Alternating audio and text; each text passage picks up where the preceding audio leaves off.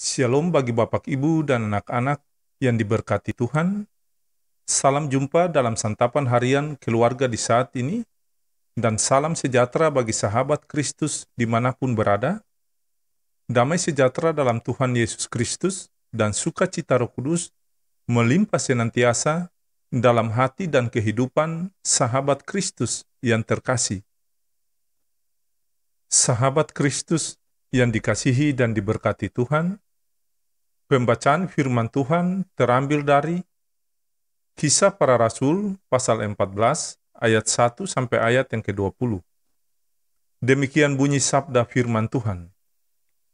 Di Ikonium pun kedua rasul itu masuk ke rumah ibadah orang Yahudi, lalu mengajar sedemikian rupa, sehingga sejumlah besar orang Yahudi dan orang Yunani menjadi percaya.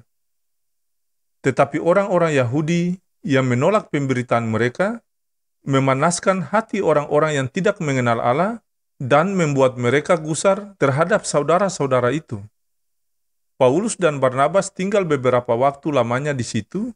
Mereka mengajar dengan berani karena mereka percaya kepada Tuhan, dan Tuhan menguatkan berita tentang kasih karunia-Nya dengan menganugerahkan kepada mereka kuasa untuk mengadakan tanda-tanda dan mujizat-mujizat. Tetapi orang banyak di kota itu terbelah menjadi dua, ada yang memihak kepada Yahudi, ada pula yang memihak kepada kedua rasul itu. Maka mulailah orang-orang yang tidak mengenal Allah dan orang-orang Yahudi bersama-sama dengan pemimpin-pemimpin mereka menimbulkan suatu gerakan untuk menyiksa dan melempari kedua rasul itu dengan batu. Setelah rasul-rasul itu mengetahuinya, menyingkirlah mereka ke kota-kota di Likaonia, yaitu Listra dan Derbe dan daerah sekitarnya. Di situ mereka memberitakan Injil. Di Listra ada seorang yang duduk saja karena lemah kakinya dan lumpuh sejak ia dilahirkan dan belum pernah dapat berjalan. Ia duduk mendengarkan ketika Paulus berbicara, dan Paulus menatap dia dan melihat bahwa ia beriman dan dapat disembuhkan.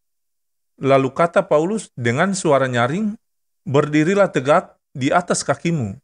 Dan orang itu melonjak berdiri, lalu berjalan kian kemari. Ketika orang banyak melihat apa yang telah diperbuat Paulus, mereka itu berseru dalam bahasa Likaonia, "Dewa-dewa telah turun ke tengah-tengah kita dalam rupa manusia."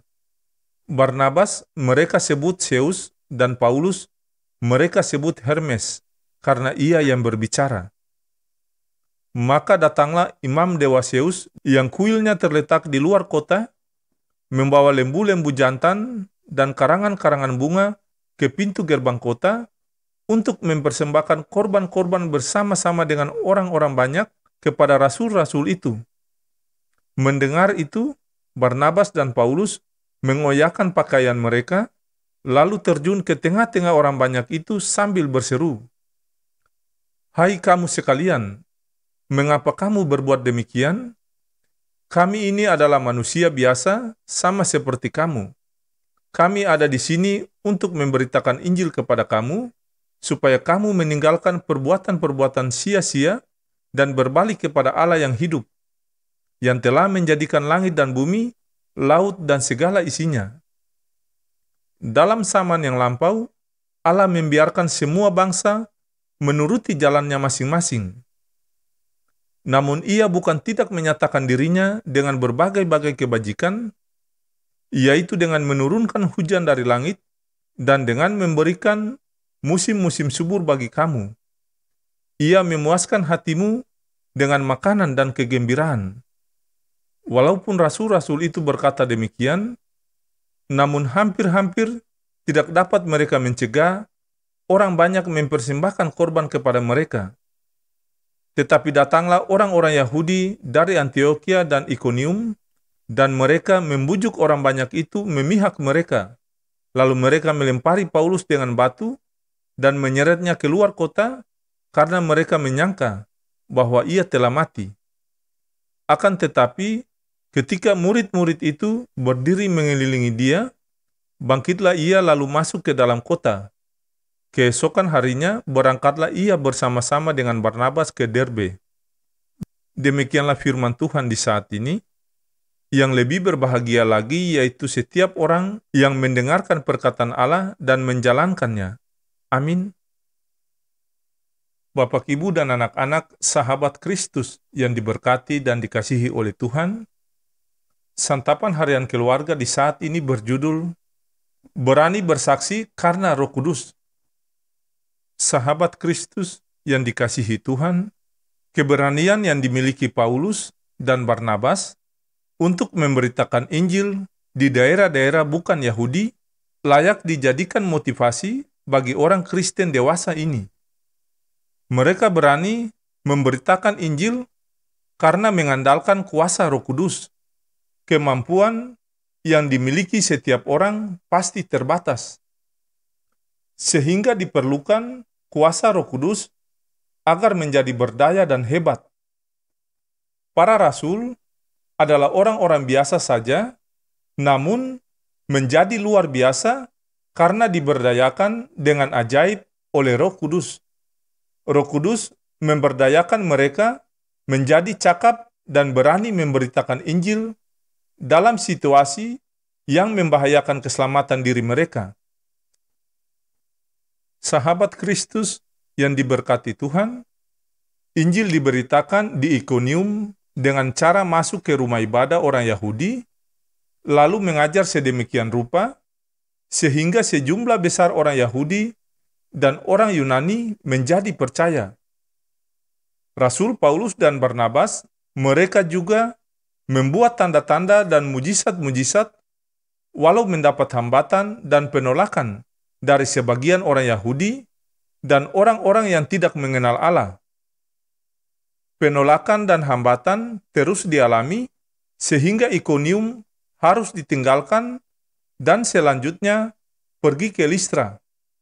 Listra adalah tempat berlangsungnya penyembuhan orang yang telah lumpuh sejak lahirnya.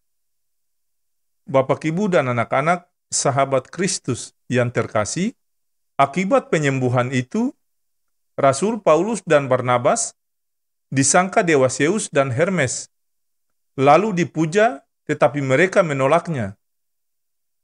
Hambatan dan penolakan terjadi lagi. Orang banyak dihasut, lalu melempari mereka dengan batu dan menyeret keluar kota. Listra ditinggalkan dan pergilah mereka ke Derbe.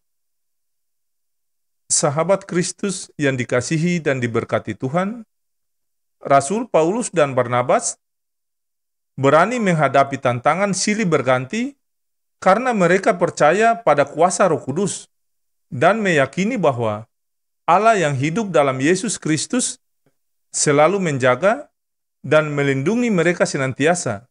Sebab bagi Paulus, hidup adalah Kristus dan mati adalah keuntungan. Bapak, Ibu, dan anak-anak sahabat Kristus yang diberkati, jika saat ini saudara menghadapi tantangan dan persoalan, berserahlah dalam tuntunan Roh Kudus agar kuat menghadapi dan menyelesaikannya, sebab bagi Tuhan Yesus tiada yang mustahil. Ya Roh Kudus, layakkanlah kami keluarga Kristen untuk menjadi pemberita Injil yang cakap dan berani.